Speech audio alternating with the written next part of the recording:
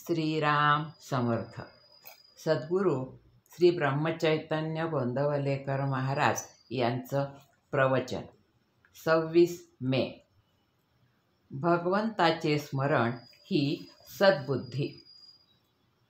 परमेश्वर सर्व ठिकाणी भरलेला आहे, सर्व विश्व व्यापून आहे. मग त्याच्या अस्तित्वाची जाणीव प्रत्येकाला का होत नाही? ज्याची भावना प्रगल्भ झाली असेल त्यालाच परमेश्वराचे अस्तित्व जाणवेल, इतरांना नाही. म्हणून तशी भावना असणे जरूर आहे आणि ती उत्पन्न होण्यासाठी परमेश्वराच्या स्मरणाची आवश्यकता आहे. मी नामस्मरण करतो असे जो म्हणतो तो माझ्यावर उपकार करतो असे मला वाटते. कारण जी व्यक्ती नामस्मरण करते ती स्वतःचा उद्धार करून घेत असते, म्हणजे पर्यायाने माझ्यावर उपकारच करीत असते. बुद्धिवाद्यांना एक शंका अशी येते की परमेश्वर हा जर बुद्धिदाता आहे तर मग दुर्बुद्धी झाली तर तो दोष माणसाचा कसा म्हणता येईल? याला उत्तर असे की बुद्धिदाता परमेश्वर आहे हे अगदी खरे, पण त्या बुद्धीची सद्बुद्धी किंवा दुर्बुद्धी का होते हे पाहणे जरूर आहे. प्रकाश, काळोख या दोहोलाही कारण सूर्यच असतो. सूर्याचे अस्तित्व हे उजेडाला आणि नास्तित्व हे काळोखाला कारण आहे.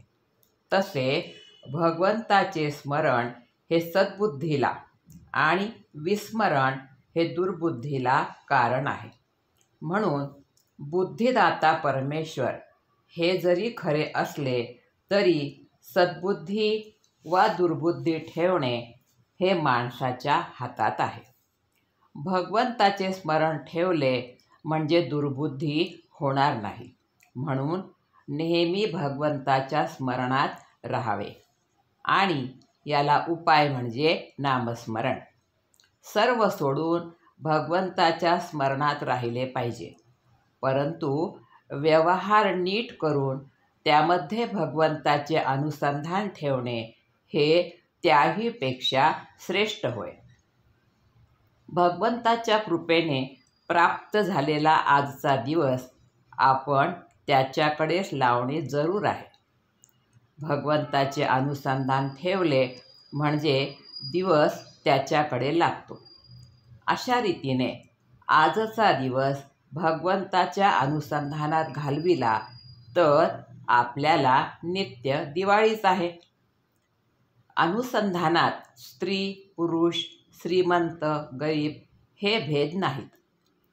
इतर साधनांनी जे साधायचे ते नुसत्या अनुसंधानाने साधते.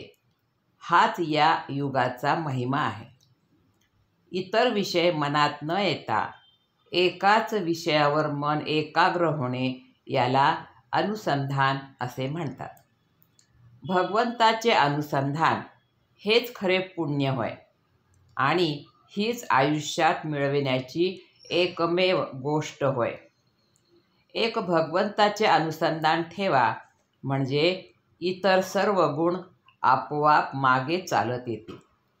भगवंताला अनन्य भावे अशी प्रार्थना करावी की देवा, प्रारब्धाने आलेले भोग येऊ देत, पण तुझे अनुसंधान मात्र चुकू देऊ नको.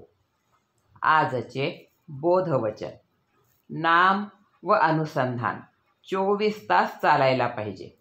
तेथे दुसरी एखादी गोष्ट वेळेवर न झाली तर त्याचा आग्रह नसावा. जानकी जीवन स्मरण. जय जय राम. श्रीराम समर्थ.